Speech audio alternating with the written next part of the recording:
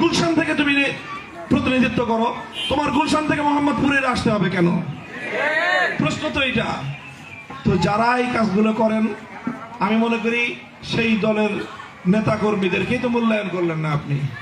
আপনার বছরের পর বছর যারা মোহাম্মদপুরে আন্দোলন করলো, সংগ্রাম করলো, জেল খাটলো, এই মোহাম্মদপুরের বিএনপির জামাতে ইসলামের লোকজনদের সাথে আমরা বছরের পর বছর জেল খাটছি।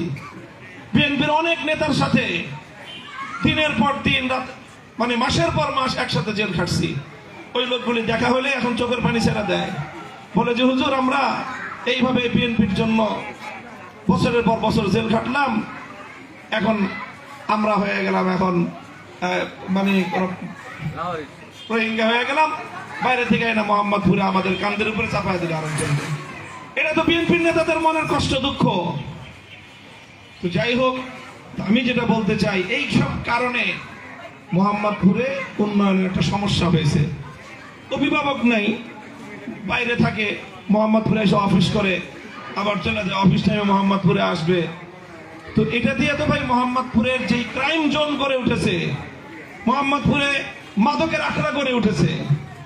এই মাদকের আখড়া এখান থেকে উঠাইতে হলে আগে তো চাঁদাবাজি বন্ধ করতে হবে, কমিশন খাওয়া বন্ধ করতে হবে। কারণ এখানে শত শত কোটি টাকার মাদকের ব্যবসা হয়, আর এই মাদকের ব্যবসা থেকে কমিশন খায় বড় বড় নেতারা। তো তাদের এই কমিশন খাবার ধান্দা যদি তারা বন্ধ না করতে পারে, মাদক তো বন্ধ হবে না।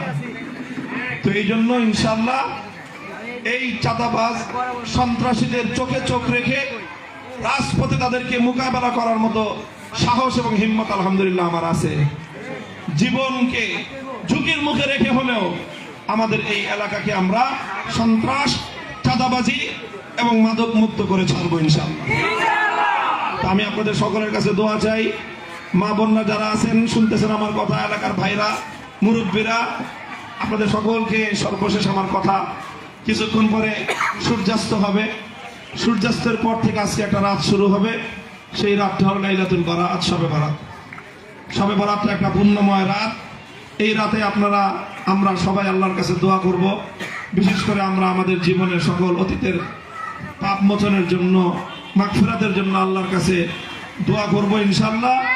এবং যে যতটুকু পারি আল্লাহর কাছে নেক আমল করে নিজের জন্য, দেশের জন্য, মুসলিম উম্মার জন্য, আর বিশেষ করে আমাদের এই মোহাম্মদপুর আদাবর এই এলাকার উন্নতির জন্য আমরা সকলে আল্লাহর কাছে দোয়া করব, দোয়া চাইব। আমি আপনাদের কাছে আমার ব্যক্তিগত একটা দোয়া চাই, আল্লাহ যেন আমাকে দেশের জন্য এবং ইসলামের জন্য কিছু খেদমত করার সুযোগ যেন দান করেন। আমার জীবনে অনেক হুমকি আছে, অনেক ঝুঁকি আছে।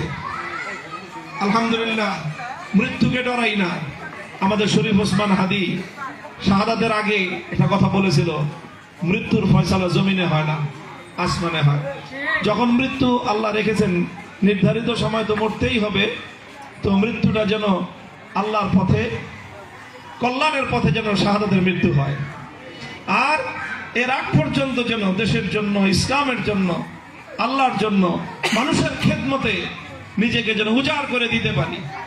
নিজের কোনো স্বার্থের চিন্তা যেন আমি না করি, কোনো অন্ধকার পথে যেন আমি না চলি, আমি কোনো অন্যায়ের সাথে যেন আপোষ না করি, এইভাবেই যেন আমি কাজ করতে পারি।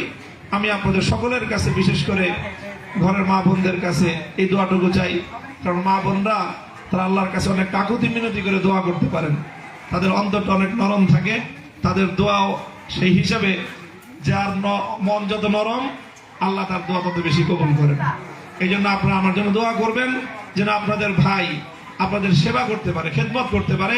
আপনাদের ভাইয়ের দ্বারা কোনো মা বোনের এই এলাকায় এক চুল পরিমাণ, বিন্দু পরিমাণ কোনো সমস্যা দেখলে আমি যেন সেই ক্ষেত্রে সর্বোচ্চ পদক্ষেপটা নিতে পারি, সেই সাহস এবং সেই তৌফিক যেন আল্লাহ আমাকে দান করেন ইনশাআল্লাহ। তাহলে আমাদের মার্কা হলো রিকশা। মার্কার জন্য দোয়া করবেন। সকলের সর্বশেষ গরিবের মেহনতি মানুষের প্রতীক রিকশা মার্কার জয় হোক। আমরা সকলেই এই আমাদের বাংলাদেশের ঐক্যবদ্ধভাবে একটা সুন্দর, দুর্নীতি মুক্ত, লুটপাট মুক্ত, সন্ত্রাসবাদ মুক্ত, গুন্ডামি মুক্ত একটা বাংলাদেশ যেন আমরা করতে পারি। ওয়া আখিরু দাওয়ানা আলহামদুলিল্লাহি রাব্বিল আলামিন। আসসালামু আলাইকুম ওয়া রাহমাতুল্লাহ।